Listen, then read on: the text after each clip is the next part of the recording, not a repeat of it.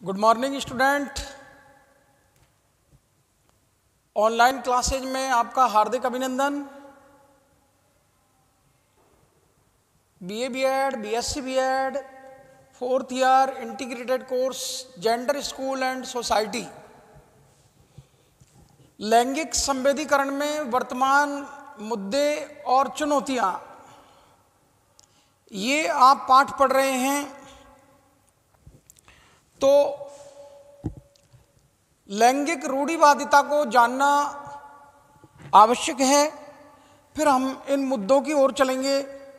प्रशिक्षणार्थियों, हमारे समाज में महिलाओं को लंबे समय से दोयम दर्जा प्रदान कर रखा है और ऐसी ऐसी रूढ़ियां हैं कि वंश को चलाने के लिए पुत्र का होना आवश्यक है। अगर पुत्री हुई है तो वंश समाप्त हो जाएगा। ये सोच वंश को चलाने के लिए पुत्र का होना आवश्यक है, अगर पुत्री हो गई तो वंश समाप्त हो जाएगा। ये हमारी रूढ़ी, ये लिंग के संबंध में, महिलाओं को पुरुषों से असमान करने के संबंध में, महिलाओं को पुरुषों से भेद करने के संबंध में, ये वंश चलाने की जो परंपरा बना रखी है, ये रूढ़ी बना रखी है, ये लैंगिक भेदभावों को बढ़ाने वाली है। प्रशिक्षणार्थियों, आर्थिक मुद्दों की जब बात आती है तो महिलाओं को ना मायके में ना ससुराल में उसका आर्थिक स्थिति ऐसी बना दी गई है कि पिता के घर रहती है तो पिता के आगे हाथ फैलाती है, और बड़ी हो गई है, विवाह हो गया है तो पति के आगे या ससुराल वालों के आगे हाथ फैलाती है, और वृद्धावस्था को प्राप्त है तो पुत्र आदि के आगे उसको आर्थिक मदद पुरुषों से ही लेनी पड़ती है।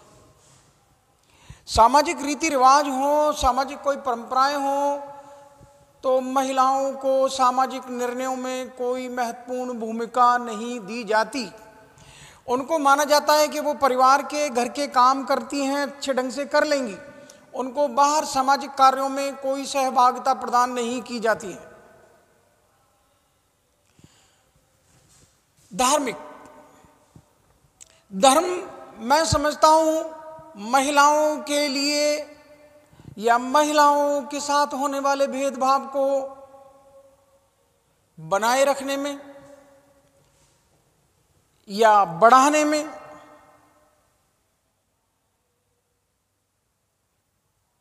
या सहयोग प्रदान करने में धर्म का बहुत बड़ा योगदान है। महिलाओं को लेकर हमारे धार्मिक कानूनों का निर्माण, फॉर एग्जाम्पल इस्लामी कानून, शरीयत का कानून, हिंदू कानून, ईसाई कानून, ये धर्मों पर आधारित जो कानून बनाए गए हैं, उनमें महिलाओं का तलाक होना, महिलाओं का भरण पोषण, महिलाओं के लिए आर्थिक हित, ये सम्मिलित किए गए। प्रशिक्षणार्थियों, इस धर्म के कानून से महिलाओं के लिए पुरुषों के साथ महिलाओं को भेदभाव का सामना करना पड़ता है। इस्लामिक शरीयत कानून में जो अधिकार पुरुषों को दिए गए हैं वो महिलाओं को नहीं दिए गए।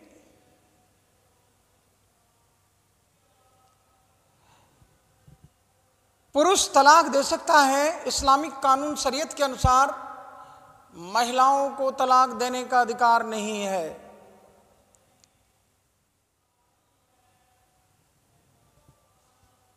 वो संबंध विच्छेद करने की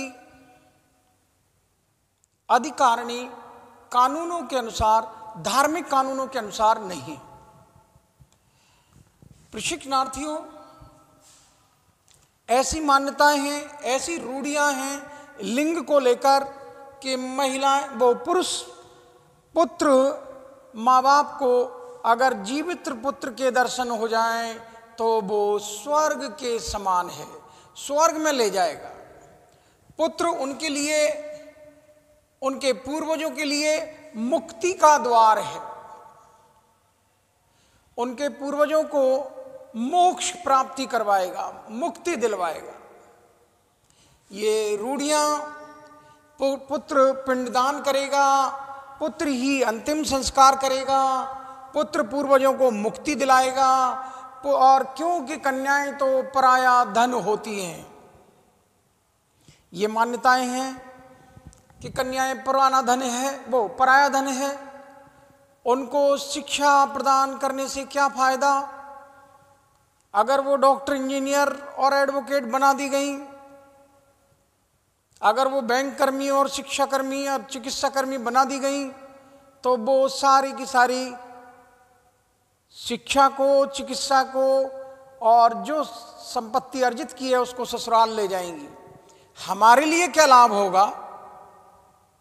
इसलिए कन्या को पराया धन मानकर उसके अति शीघ्र विवाह के सपने देखे जाते हैं और जल्दी से जल्दी उसका विवाह कर दिया जाता है। ये रूढ़ियां हैं।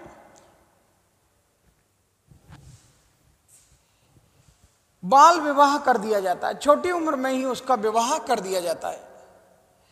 अगर किसी लड़की का विवाह हो गया है तो आप ये लिंग रूढ़िवादिता देखिए।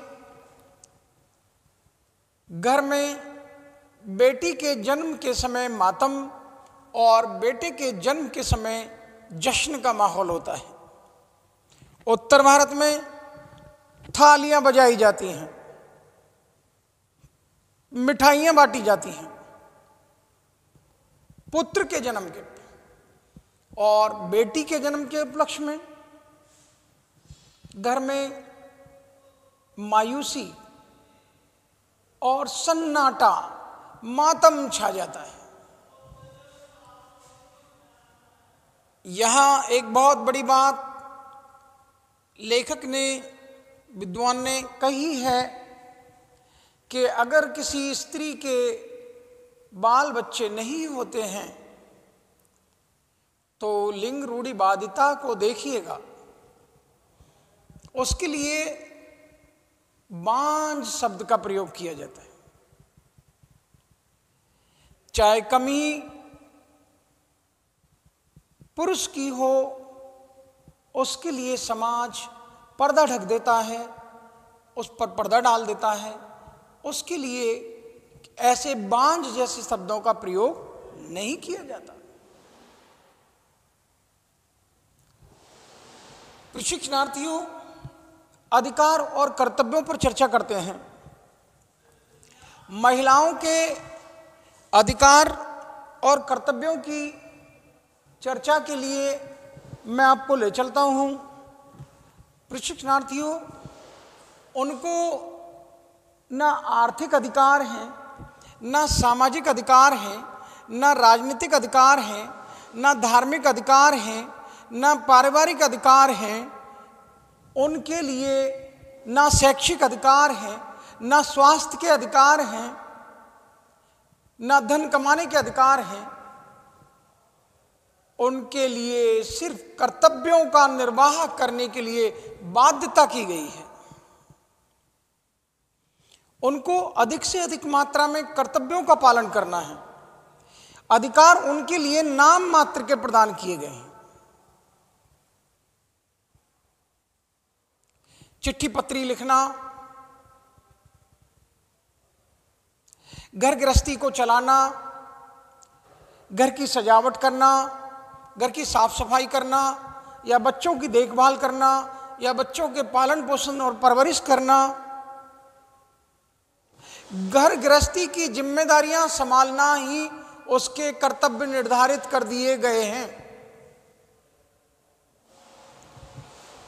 उसको ना शिक्षा के अधिकार हैं, ना स्वास्थ्य के अधिकार हैं, ना पौष्टिक भोजन के अधिकार हैं, ना अच्छे खान पान के अधिकार हैं, ना अच्छे रहन सहन के अधिकार हैं, उसके लिए ना आर्थिक अधिकार हैं, ना राजनीतिक अधिकार हैं, ना सामाजिक अधिकार हैं, ना धार्मिक अधिकार हैं।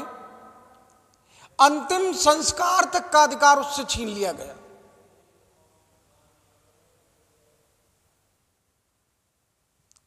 और तो और उसको बच्चे कब पैदा करने हैं ये अधिकार भी नहीं।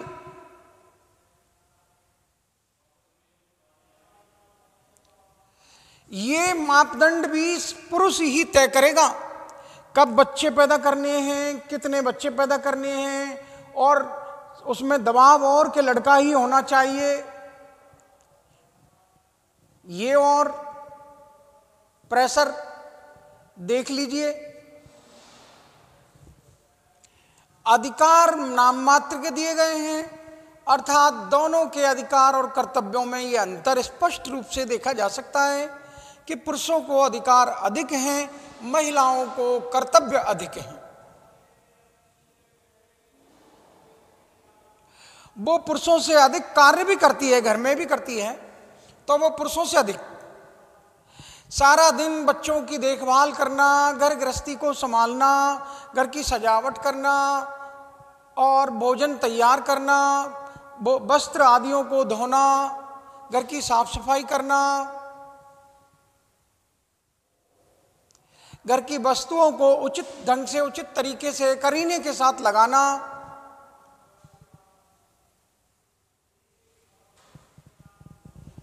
और तो और रोजाना के पुरुष जो ये बिस्तरों को छोड़कर चले जाते हैं उनकी देखभाल करना, उन बिस्तरों को उठाकर रखना, ये सारे कार्य महिलाओं के हैं। वो सुबह से लेकर शाम तक इतना श्रम करती हैं कि कब थक जाती हैं और कब उनको बुढ़ापा आ जाता है इसका पता ही नहीं चलता।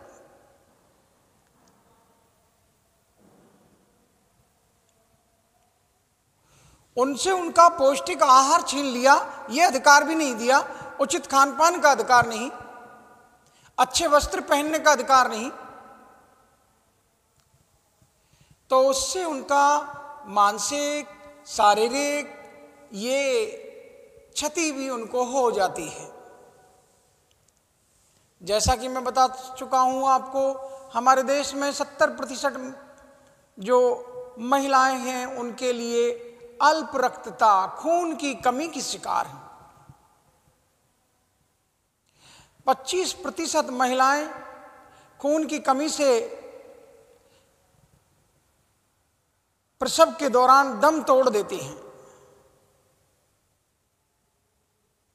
खासतौर से बाल विवाह वाली बालिकाओं के लिए यह कोटेशन है कि बाल विवाह करने वाली 70% बालिकाएं खून की कमी की शिकार हैं या ऐसी बीमारियों में मुब्तला हैं जिनका इलाज मुश्किल ही नहीं, नामुमकिन है। और 25% बाल विवाह करने वाली बालिकाएं प्रसव के दौरान दम तोड़ देती हैं। प्रशिक्षणार्थियों, ये महिलाओं को उनके अधिकारों से वंचित करना, ये एक बहुत बड़ी चुनौती है जेंडर संवेदनशीलता को लाने में, हमारे समाज को जेंडर संवेदनशील बनाने में।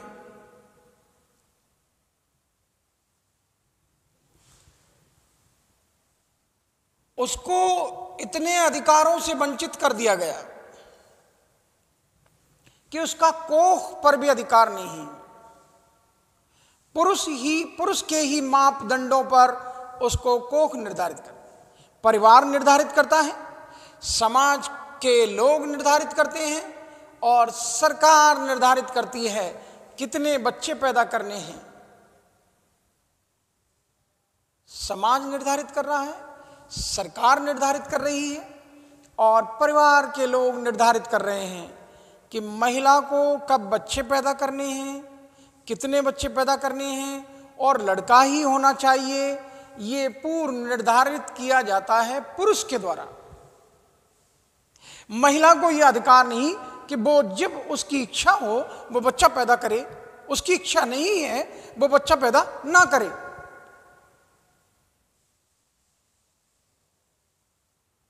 बस उसको कर्तव्य पालन के लिए बाध्यता की गई है, उसको बाध्य किया गया है कि वह अपने इस कर्तव्य का पालन करे। मां बनने की शर्त, और तो और देखिए, पुरुष के द्वारा, पुरुष समाज के द्वारा महिलाओं को मां बनने की भी शर्त रखी गई है।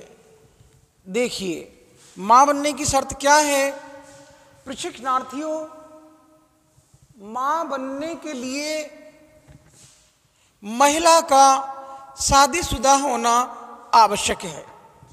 क्या बताया गया है कि अगर कोई स्त्री मां बनना चाहती है तो उसका शादीशुदा होना पहली शर्त है।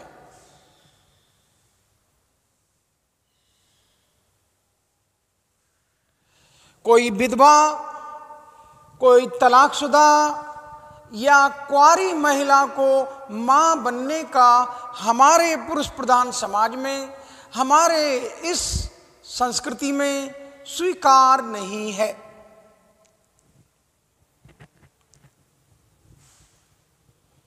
अगर किसी महिला की इच्छा है विधवा की कि वो बच्चे पैदा करे, तो समाज उसको बुरी नजरों से देखता है, समाज उसको हीन समझता है और उस महिला के ऊपर लांछन लगाता है।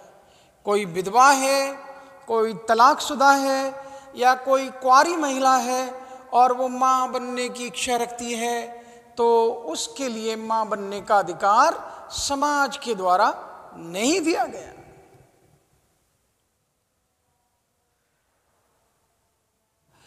पुरुष के लिए ऐसे कोई मापदंड, ऐसी कोई शर्तें नहीं हैं। दर्जा महिलाओं को सेकंड क्लास, द्वयम दर्जा हमारे देश में दिया गया है। उनको दूसरे दर्जे की महिलाएं मानी जाती हैं। पुरुष प्रधान है, महिला द्वयम दर्जा है। व्रत,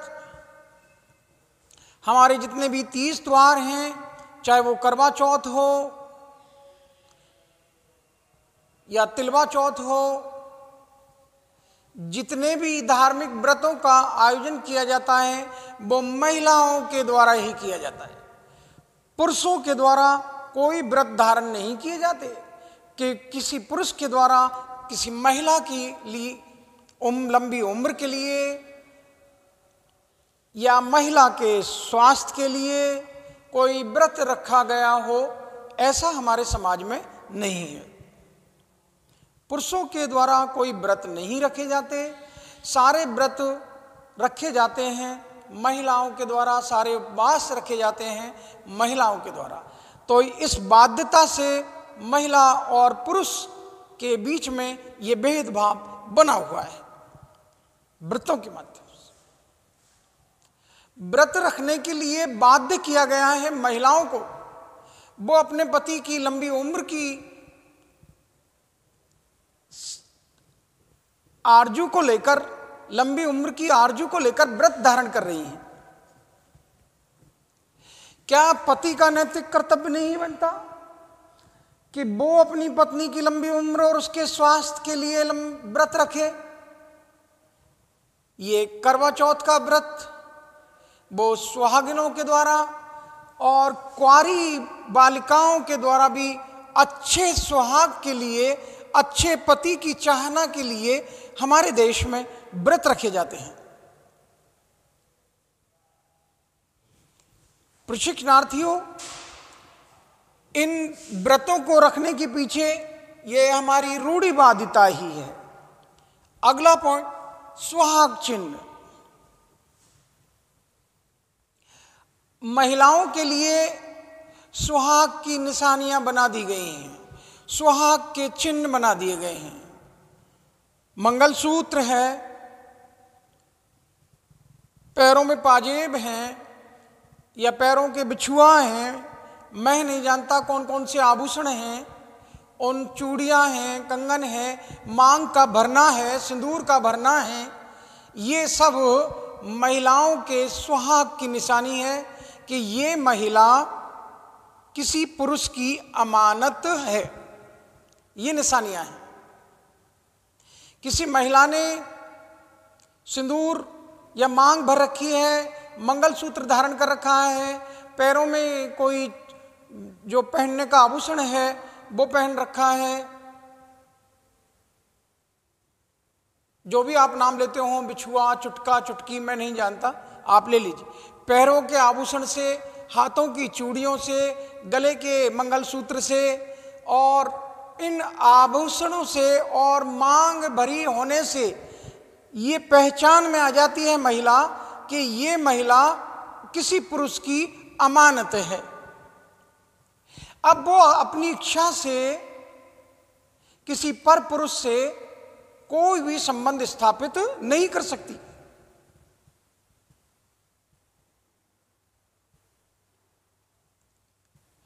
ऐसी बाध्यता पुरुष के लिए क्यों नहीं, यह है प्रश्न। महिलाओं को सुहाग चिन्ह की निशानियां भेंट की गई हैं और पुरुषों के लिए सुहाग चिन्ह की कोई निशानी नहीं है। यह लेखक की कहानी है कि महिलाओं के साथ में ऐसा क्यों नहीं। महिलाओं को जो सुहाग की निशानी के चिन्ह बनाए गए हैं, मांग भरना, टीका लगाना, सिंदूर लगाना, मंगलसूत्र पहनना, अन्य आभूषण पहनना, तो ऐसा पुरुष के लिए कोई बाध्यता क्यों नहीं है। प्रशिक्षणार्थियों, हम बात करते हैं जेंडर संवेदनशीलता की, क्या हम समाज को जेंडर संवेदनशील बनाएंगे। आप ये देखिए, बनाएंगे कहां से। इन छोटी छोटी बातों को तो दूर करो, इनको तो हटाओ। जो हमारी रूढ़ियां हैं, जो हमारी संस्कृति की देन है, जो हमारी सामाजिक कुरीतियां हैं, उनसे तो छुटकारा मिले, तब हम जेंडर संवेदनशील बन पाएंगे। सुहाग चिन्ह, विधवा महिला हो जाती है तो उसकी पहचान दूर से ही ये समाज के लोग आसानी से कर लेते हैं, क्योंकि वो रंगीन वस्त्र नहीं पहन सकती, सफेद वस्त्र पहनेगी। ऐसी ऐसी पाबंदियां हैं कि वो सुहागिन महिलाओं के साथ भोजन नहीं कर सकती, सुहागिन महिलाओं के जैसे लिबास नहीं पहन सकती, सुहागिन महिलाओं के जैसे हंस बोल नहीं सकती, सुहागिन महिलाओं के जैसे वो नाच और गान नहीं कर सकती। एकांतवास में छोड़ दिया जाता है। कभी क्वारंटाइन सेंटर में गए हो, कभी 10, 15, 14 दिन का क्वारंटाइन किया है। कोरोना की महामारी में आप लोगों को पता है कि 14-15 दिन का आइसोलेशन वार्ड में रखा जाता है और वहाँ जब एकांत में उस तंग रूम में आप अपनी जिंदगी गुजारते हो, उस तन्हाई में, उस बेबसी में, उस लाचारी में, तब आपको उस विधवा की याद आ जाएगी कि जो आपके परिवार में है उसको एकांतवास कितना काटता होगा। आज आपको मोबाइल चलाने की छूट है आइसोलेशन वार्ड में और उसके बावजूद आप अपने आप को क्वारंटाइन कर रहे हो, लेकिन तन्हा हो, आपके पास कोई आ नहीं सकता, आपसे कोई बोल नहीं सकता। और उस विधवा को देखिए जिसको समाज ने उसका बहिष्कार कर दिया है, वो किसी पड़ोसी से हंसकर बोल नहीं सकती, बोलती है तो उस पर परिवार के लोग लांछन लगाते हैं। वो अपनी अन्य पड़ोसन या परिवार की अन्य महिलाओं को, जो सुहागिन महिलाएं हैं, उनकी तरह वो वस्त्र नहीं पहन सकती। वो उनके जैसे भोजन को नहीं कर सकती। वो रंगीन वस्त्र पहनने की उसकी इच्छा है, उसको उन वस्त्रों को पहनने की मनाही कर दी गई है, क्योंकि समाज ने उसकी पहचान बना दी। समाज ने उसको विधवा की पहचान बना दी है। उस पहचान से उसके अंतर्मन में कितनी वेदना हो रही है, कितना दुख हो रहा है, इसको कोई समझने वाला नहीं। प्रशिक्षणार्थियों, इन रूढ़ियों से, इन ऐसी परिपाटियों से मैं समझता हूं हम हमारे समाज को जो लिंग भेद को बनाए हुए हैं उसमें और सहयोग प्रदान कर रहे हैं। अगर कोई महिला का पति मर गया है तो उसको सती होने के लिए बाध्य किया जाता था। राजस्थान में ही लीजिए, 1987 में यहां रूप कंवर नामक महिला को सती कर दिया गया और 1987 में सती निरोधक कानून का निर्माण किया और पूरे देश में लागू किया कि अब देश में कोई महिला को सती नहीं किया जाएगा। महिलाओं को सती किया जाना और पुरुषों के लिए कोई मापदंड नहीं। अगर पुरुष की पत्नी मर गई है तो उसको भी उस पत्नी के साथ जिंदा क्यों नहीं जला दिया जाता? उस पत्नी के साथ उसको क्यों नहीं जलाया जा रहा है? उसको क्यों नहीं सताया जा रहा है? पत्नी को सती किया जा रहा है, उसको क्यों नहीं करते हो? ये भेद कि स्त्री को अपने पति की मृत्यु के बाद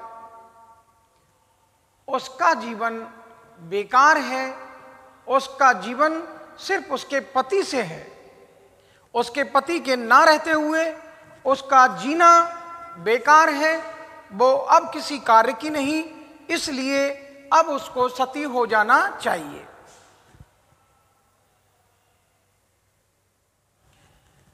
दाह संस्कार की बात, महिलाओं को दाह संस्कार में आने की और दाह संस्कार में जाने की मनाही है। वो दाह संस्कार में हिस्सा नहीं ले सकती। ये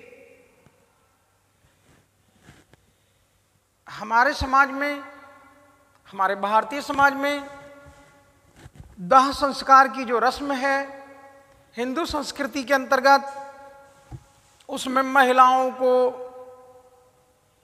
दाह संस्कार की अनुमति प्रदान नहीं की गई। अब आज के चलन में कुछ सैनिकों की बेटियां या कुछ रेपुटेड या कुछ अग्रणी समाज के लोग अपनी बेटियों को ये सम्मान प्रदान करने लगे हैं कि वो अपनी मृत्यु के बाद उनकी बेटियों ने, उन सैनिकों की बेटियों ने, उन शहीदों की बेटियों ने अपने पिता को मुखाग्नि दी है। बहुत कम मात्रा में छोटी उम्र का बेटा है उसी से दिलवाई जाती है, चाहे बेटी बड़ी उम्र की हो। लेकिन कुछ सैनिकों की और शहीदों की बेटियों ने, जो सैनिक शहीद हुए हैं, उनकी बेटियों ने अपने पिता को मुखाग्नि दी है। पति परमेश्वर जुआ है, सट्टा है, शराबी है, कबाबी है, पर स्त्री गमन करता है, पराई स्त्रियों के पास जाता है, भला है बुरा है जैसा भी है, मेरा पति मेरा देवता है। क्या उसको गुट्टी पिलाकर भेजा गया है? शकुंतला जी की विदाई का मैं आपको वर्णन करता हूं कि शकुंतला जी की विदाई हो रही है कण्व ऋषि के आश्रम से और वो दुष्यंत के साथ विवाह हो रहा है। और जब उसको विदाई समारोह आया है तो उसमें कहा जा रहा है कि बेटी, अपने पति की अगर अन्य पत्नियां हों तो उनको बहन समझना, और पति तेरे स्वामी हैं और तू उनकी दासी है, यह शिक्षा प्रदान की जा रही है। क्या शिक्षा प्रदान की जा रही है? भला है बुरा है जैसा भी है, मेरा पति मेरा देवता है। पति चाहे शराबी हो, जुआरी हो, सटोरिया हो, पर स्त्री गमन करता हो, पराई स्त्रियों के पास जाता हो, पर पत्नी के लिए तो वो परमेश्वर का रूप है। ये शिक्षा पुरुषों को क्यों नहीं? ये प्रश्न है कि जो शिक्षा महिलाओं को दी जा रही है, जिस मार्ग पर चलने के लिए महिलाओं से कहा जा रहा है, उस मार्ग पर पुरुषों को क्यों नहीं चलाया जा रहा? पति को परमेश्वर मानने की ये बाध्यता है, ये लिंग भेद को बढ़ावा देने वाली है। घरेलू हिंसा, महिलाएं चाहे घर में हो चाहे बाहर हो, उनको घर में अधिक हिंसा का सामना करना पड़ता है। बाहर से अधिक उनको घर वालों से हिंसा अधिक सहन करनी पड़ती है। ये निकल कर आया है। वो घर में ज्यादा दुखी हैं, चाहे वो उनकी ससुराल हो या उनका मायका हो। लेखक ने दोनों बातें लिख दी हैं, ससुराल और मायके। उसको ससुराली जनों के द्वारा भी हिंसा की जाती है और मायके के द्वारा भी प्रताड़ित या पीड़ित किया जाता है। बहन भाई हैं तो भाई के लिए अच्छी चीजें बहन को बुरी, भाई को अच्छी शिक्षा बहन को बुरी, भाई को अच्छे कपड़े बहन को बुरे, भाई के लिए अच्छा खान पान बहन को बुरा। ये दंत कथा नहीं है प्रशिक्षणार्थियों, ये सत्य कथा है। वो भाई के लिए नया मोबाइल, बहन को सेकंड हैंड पुराना, और वो अभी तो लाएंगे ही नहीं, अभी आने दो, तनख्वाह नहीं आई है, ये नहीं आया है, 10 बहाने लगाए जाते हैं। बेटे की होठ खोलने से पहले ख्वाहिश पूरी कर दी जाती है, और वो बेटियां गला फाड़ फाड़ कर चीखती रहें तो उसको टोका जाता है कि लड़कियां ऊंचे स्वर में बात नहीं करती। ये कोई दंत कथाएं नहीं है, ये हमारे समाज में बहुत बड़ी चुनौतियां हैं, ये बहुत बड़े समाज के ज्वलंत मुद्दे हैं। प्रशिक्षणार्थियों, वो घरेलू हिंसा का शिकार ज्यादा होती हैं, बाहरी हिंसा का शिकार कम होते हैं। चाहे उनकी ससुराल हो या उनका मायका, दोनों जगह उनको हिंसा का शिकार होना पड़ता है। चाहे वो ससुराल में हैं तो ससुर जी, सास, पति, अन्य रिश्तेदारों के द्वारा, और अपने मायके में तो हैं तो वहां भी उनको प्रताड़ना और पीड़ित रहना पड़ता है। बचपन से लेकर मृत्यु तक महिलाओं को कष्ट में जीवन जीना पड़ता है, दोयम दर्जे पर ही जीवन जीना पड़ता है, और पुरुष की सेवा में ही जीवन जीना पड़ता है, पुरुष के आश्रित ही जीवन जीना पड़ता है। इस प्रकार से ये लिंगीय रूढ़िवादिता बरकरार है। जब तक इस लिंगीय रूढ़िवादिता को हम दूर नहीं करेंगे, हम लैंगिक संवेदनशील नहीं हो सकते। सबसे मुख्य मुद्दा है कि हम इन लैंगिक रूढ़िवादिताओं को दूर करें, इन लैंगिक रूढ़ियों को दूर करें, महिलाओं के संग होने वाले भेदभाव को रोकें, चाहे वो सामाजिक क्षेत्र में हो, धार्मिक क्षेत्र में हो, आर्थिक क्षेत्र में हो, राजनीतिक क्षेत्र में हो, शैक्षिक क्षेत्र में हो, और स्वास्थ्य के क्षेत्र में हो, पालन पोषण के क्षेत्र में हो। सभी क्षेत्रों से हम महिला और पुरुष के साथ समान व्यवहार करेंगे, तब हम जेंडर संवेदनशील होंगे। मैं आपके लिए और तमाम सुनने वालों के लिए धन्यवाद ज्ञापित करता हूं। आपने बड़ी विनम्रता के साथ मेरे पाठ को पढ़ा, सोचा, समझा और जाना। Thank you. भाई आ जाओ।